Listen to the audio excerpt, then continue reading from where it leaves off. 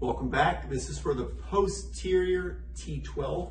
T12 is right the last thoracic where the lumbar comes up and meet. And for some people, this bone has come posterior, kind of like that, and we want to push it this way.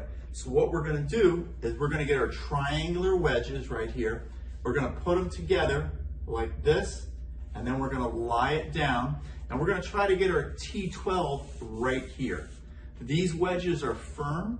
One of the things you can do to take the edge off is you can put a towel over that right there to make it a little bit softer when you're lying. For some people, that'll make it comfortable. But the idea is we want to lie back. Sarah, go ahead and come back and lie back. Scoot back a little farther. Right there. And now lie back on this. And so she's a little bit high. We're going to put your feet on the table and lift your bottom. We're going to come up right there. There you go. And that's pushing her T12 up. Now, because she's so small, this is a lot of force going up. So again, we can get a towel. Lift your bottom, Sarah. And we're going to put this right here. And now put your bottom down. All right. And now even lift your middle back. And we could put this right here and lie back down.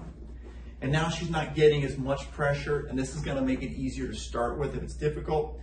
Lastly, whenever you're lying down on your back, you want to take the advantage to use your cervical roll. So this is the posterior T12. We always use our cervical roll to get extra time on there, and we're pushing that T12 up. This is not an exercise you're going to sleep on. This is an exercise you're going to work your way up to usually 15-20 minutes, whatever I recommend on your care plan.